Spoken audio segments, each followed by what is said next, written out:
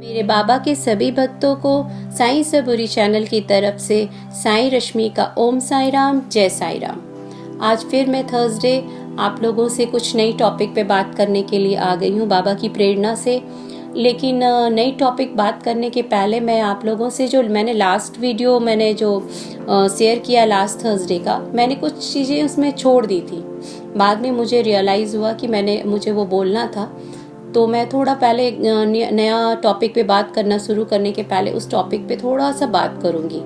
तो मैंने जैसे लास्ट टाइम बोला था, स्पिरिचुअल लोगों के रिश्ते क्यों टूट जाते हैं, तो उस फॉर अ रिकैप मैं ये बताऊंगी कि मतलब स्पिरिचुअल लोगों के रिश्ते, जैसे मैंने बोला था कि लोग दुख में छोड़ देते हैं, क्योंकि ये है कि आप जो लोग गलत हैं उनको बाबा खुद ही हटा देते हैं। पता है उनको कि उनके पीछे मुंह पर कुछ और है, पीठ पीछे कुछ और है ये लोग।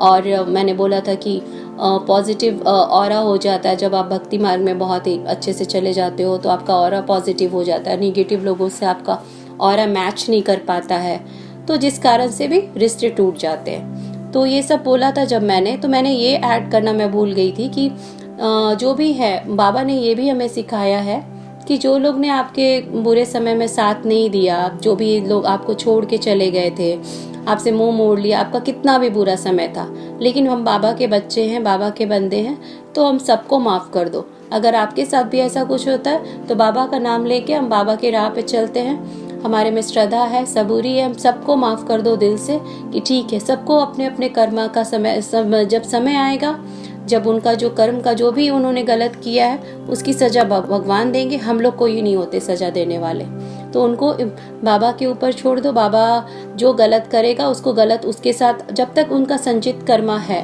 तब तक उनके साथ अच्छा हो रहा है। जब तक वो संचित कर्मा खत्म हो जाएगा तो भगवान सबका हिसाब किताब रखते हैं। तो हम लोगों को इसके लिए कुछ सोचने की जरूरत नहीं है। उनको लेट देम गो और बाबा के ऊपर छोड़ दो और सबको दिल से माफ कर दो। माफी का मतलब ये नहीं है कि उनको वापस से अपने लाइफ में ले लो, लाइफ में लेना नहीं है, माफ कर देना है दिल से कि चलो ठीक है, कोई बैर नहीं है। लेकिन आपको अपना जो भी है संभल के रहना है, समझ के रहना है, क्या करना है नहीं रहना है। वापस से वो दर्जा, तो वापस से कोई भी लव अफेक्शन वापस से आ नहीं सकता। तो बस यही मैं इस टॉपिक के यहाँ पे लास्ट वीडियो वाला टॉपिक यहीं पे एंड करती हूँ। मेरे गले में थोड़ा खराश है, अभी सर्दी होके, इसलिए थोड़ा मेरा आवाज़ अच्छा से नहीं आ रहा होगा शायद आप लोगों को।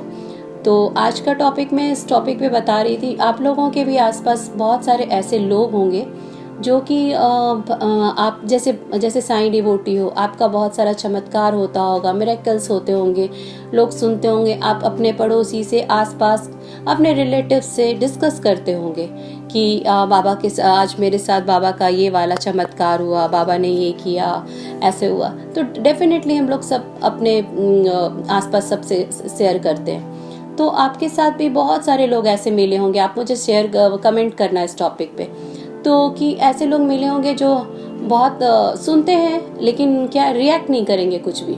लेकिन उनका छोटा से छोटा अगर कोई भी भगवान से रिलेटेड चमत्कार होगा तो वो इतना तिल का ताड़ बनाकर आपको सुनाएंगे। लेकिन हम बाबा के बंदे हैं तो हम लोग सुन लेते, हम लोग कुछ भी नहीं बोलते कि चलो ठीक है यार, कोई बात नहीं, बहुत अच्छी बात है, चमत्कार हो रहा है, अच्छी बात है, होना चाहिए सबके लाइफ में। लेकिन मैंने ऐसे लोगों को देखा है कि अगर जो बाबा के बारे में बताते हैं तो ऐसा है कि वो कुछ समय के बाद देखोगे उनके घर में भी साईं बाबा का हर रूम में फोटो डालना शुरू कर देंगे। जो आप कर रहे हो वही करना, कॉपी करना शुरू करेंगे। उसके बाद साईं करना शुरू करेंगे। ठीक है, बहुत अच्छी बात है, आप साईं का पूजा करो, ये करो, लेकिन कॉपी करके अगर आप कर रहे हो और आपके मन में सच्चाई नहीं है तो कोई फायदा नहीं है। मेरा कहना है आप साईं के शरण में जाओ, कोई मना नहीं करता साईं के शरण में जाने से, लेकिन मन साफ रखो, मन में कपट मत रखो, छल मत रखो, पीठ पीछे दूसरे की बुराई मत करो। और ये देखकर कि अरे साईं के पास तो बहुत चमत्कार होता है तो मैं इनका पूजा करना शुरू कर दूं, ये सोचकर अगर पूजा करोगे तो कोई फल नहीं मिलेगा। अगर आप किसी राम जी का या शिव जी का, माता का, इतने सारे भगवान हैं, उनका पूजा ऑलरेडी कर रहे हो और आपके इष्ट हैं ऑलरेडी कर रहे हो, और आप दूसरे को देख के कि साईं से जल्दी चमत्कार हो रहा है, ये आशा से अगर आप साईं का पूजा करना शुरू कर रहे हो तो मेरे हिसाब से तो व्यर्थ है ये पूजा। अगर आपको करना है वो, अगर बाबा को अगर जिसको अपना भक्त बनाना होता है वो खींच लेते हैं खुद ही, उसको बताने का जरूरत नहीं होता। लेकिन मैंने कई लोगों को ऐसा देखा है जो साईं साईं सुन के करना शुरू तो कर देते हैं, लेकिन उनके मन को तो मैं रीड कर लेती हूँ आराम से। बाबा के जब बाबा मेरे आसपास होते हैं तो मैं लोगों को बहुत ही आराम से देख के समझ पाती हूँ कि कौन सच्चा है कौन बुरा है, किसके मन में क्या चल रहा है। उनको नहीं पता क्या बोलने जाओ, ये सब बोलने की बात नहीं है, लेकिन ये पता चल जाता है कि यार ये कॉपी करके बहुत दुख होता है ये सुन के देख कर कि यार भगवान को भी छोड़ दो, भगवान को तो कॉपी मत करो। भगवान से थोड़े कुछ छुपा है कि आपके मन में क्या है। अरे जिस भगवान को कर रहे हो सब पहुंचता तो वहीं पर है, सब भगवान तो एक ही है। बाबा ने भी यही कहा है कि सबका मालिक एक है। पहुंचने वाला तो जो हमारा प्रार्थना है वो पहुंचेगा तो एक ही जगह, चाहे आप साईं के रूप में बुलाओ, चाहे शिव के रूप में, चाहे हनुमान जी के रूप में, जिसके भी रूप में बुलाओ, पहुंचेगा तो वहीं। लेकिन उसमें भाव होना चाहिए। भगवान भाव देखते हैं, ये नहीं देखते कि तुम साईं के थ्रू आ रहे हो कि तुम शिव जी के थ्रू आ रहे हो। तुम जिस भगवान को पूजो दिल से पूजो, ये नहीं है। और किसी दूसरे को भगवान के नाम पे उसका इंसल्ट मत करो करो। अगर ऐसा करोगे तो तुम्हारा भाव तो सब झूठा हो जाता है ना, वहीं सब कुछ खत्म हो जाता है। भगवान तो मैं या कोई भी जो साईं डिवोटी है वो तो नहीं देख पा रहा कि पीठ पीछे आप क्या कर रहे हो, लेकिन भगवान तो देखते हैं ना। तो आपको करना है साईं की पूजा, बहुत अच्छी बात है, आप दिल से करो, लेकिन दूसरे को फॉलो करो। एक दूसरे को देख के ही सीखता है, लेकिन कॉपी मत करो ये सोच के कि दूसरे एक भगवान को छोड़ के आप दूसरे भगवान के पास इस तरीके से मत आओ कि मेरा यहाँ पे जल्दी काम बनेगा। तो ये ऐसा जो छल प्रपंच और मन में कपट रख के ऐसा करता है उसका काम नहीं बनेगा। आप लिख के रख लो। तो जैसा भी हो आप, मैं यही कहना चाहूँगी साईं डिवोटी से, अगर आपके सामने आसपास भी कोई ऐसे लोग हैं जो इस तरह का करते हैं, डेफिनेटली होंगे बहुत लोग, आपको भी फील होता होगा कि आज आप देख रहे हो कि कल तक वो पूजा नहीं कर रहे थे, आज अचानक से उनको भक्ति जाग जाती है। और वो भक्ति कहाँ से जागती है पता नहीं, और कुछ दिन में खत्म भी हो जाती है। जब दूसरे भगवान सुनो तो दूसरे कुछ हो जाता है। तो आई डोंट नो ये कॉपी है क्या है, वो उनकी जाने। लेकिन अगर वैसे कुछ लोग हैं तो हम अब उनको गाइड कर सकते हैं। तो उस तरीके से ऐसा नहीं करना है गलत काम। जो भी कर, जिस भगवान को फॉलो करो श्रद्धा सबूरी और सच्चाई के साथ, मन में कोई खोट नहीं होना चाहिए। तो आप लोग कमेंट करके मुझे बताइए ऐसा कोई है आपके आसपास, तो हम उनको आप भी गाइड करो अपनी तरफ से। मेरे को कुछ लोग ऐसे भी मिले हैं जिन्होंने, जैसे मेरे को आदत है कि मेरे बाबा बोलने का आदत है। वो सुख में थी दुख में थी, हर फेज में आदत है बोलने का मेरे बाबा। तो कुछ लोग ऐसे मिले हैं, वो उनका क्वेश्चन रहता है मेरे बाबा क्यों बोलते हो, वो तो सबके बाबा है ना। अरे हाँ सबके बाबा है, मैंने कहा कि मैं वो मेरे सिर्फ बाबा हैं, सारी दुनिया के बाबा हैं, जो भी मानता है उसके बाबा हैं।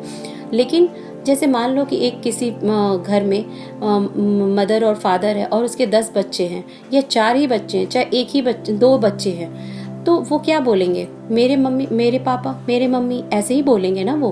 तो उसी तरह हम भगवान के तो हम सारे करोड़ों से करोड़ों बच्चे हैं, तो वो बच्चे भी, एक बच्चा बार बार थोड़ी बोलेगा कि आप तुम्हारे बाबा मेरे बाबा या हमारे बाबा, बार बार ऐसे तो नहीं बोलेगा बच्चा भी। हम लोग अगर आप घर में अपने मम्मी पापा को बोलते हो ना मेरे मम्मी पापा, मेरे माँ, मेरे पापा, मेरा भाई, ऐसे यूज करते, उसी तरह भगवान के लिए भी सेम है।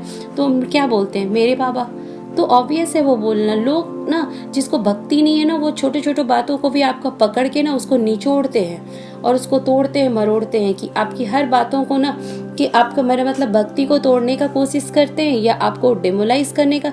मतलब किसी का दुख नहीं समझना है, किसी का दर्द नहीं समझना है, क्यों वो किस भाव से बाबा को बोल रहे। अरे वाह, ऐसा आप बोल के आप बाबा की नजर में गिर रहे हो, मेरी नज़र में तो छोड़ो।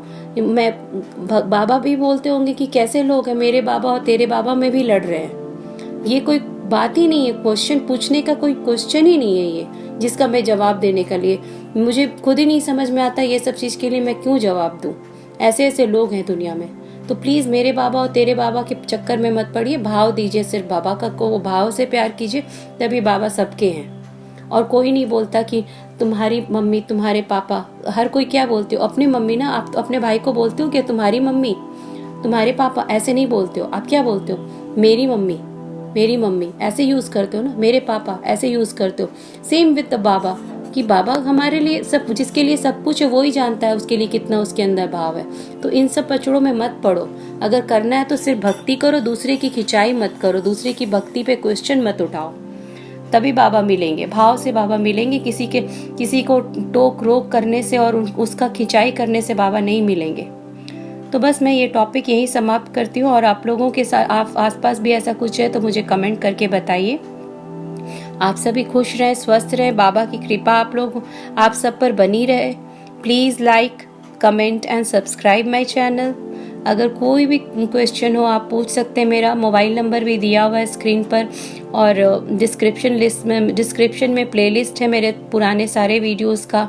2 साल पुराने वीडियोस जो भी बाबा के साथ मेरे इंसिडेंट हुए शेयर किया है मैंने उसमें भी, और अभी जितने भी मोटिवेशनल वीडियो बना रहे हैं उसके भी सारे लिंक दिए हुए हैं। फिर नेक्स्ट थर्सडे आप लोगों से मिलती हूँ बाबा ने जो मुझे सिखाया आपके साथ शेयर करने के लिए। ओम साई राम, जय साई राम।